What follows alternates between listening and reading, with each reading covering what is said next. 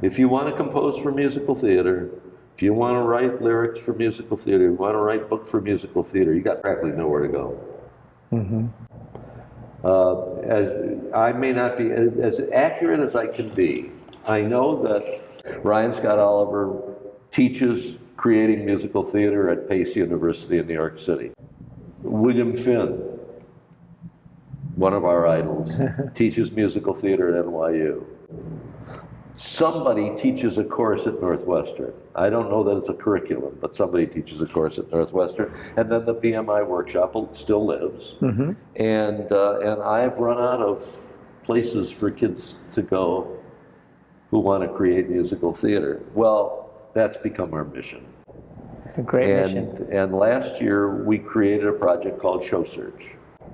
And Show Search was the first nationwide search for new short musicals created by high school and college age kids. So we got the word out. We had responses from 40 states, Tim. Not only did we have responses from 40 states, but when we sat down, we said, okay, level playing field. You must all put your 10-minute musical up on YouTube. It must not have any editing, and it must not have any elaborate production. You know, you can have simple costumes, a few props, but that's it. Okay. When we started looking at them, two things astonished us. One, how much quality was out there, and two, how original they were, how little they aped Broadway, and how much they were about these kids. We had 6 finalists, 3 high school, 3 college. First, we gave them a month of mentoring with top professionals. And the top professionals included David Zippel from City of Angels, and Jeff Marks from Avenue Q, and David Shire, and Ryan Scott Oliver. We had 6. And they, by phone, by Skype, in person, whatever worked out, they worked for a month. And based upon the reaction from both the kids and the mentors, it was just one of the best experiences all of them ever had.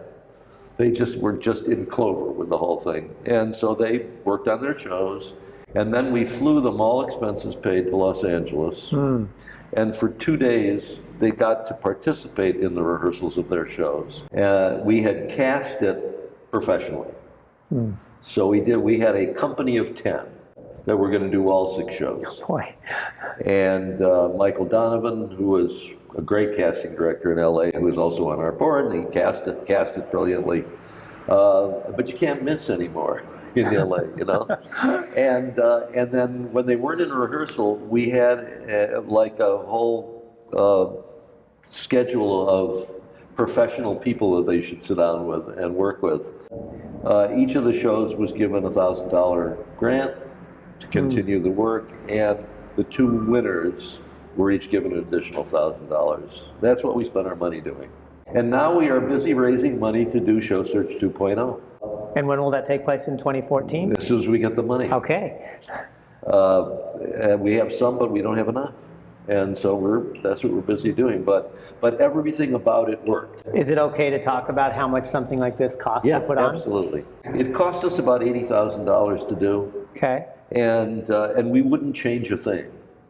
And the whole idea of charging anybody, you know, to do anything is just, to me, reprehensible. I wouldn't do anything like that. This is our job. This is our mission. This is what we do.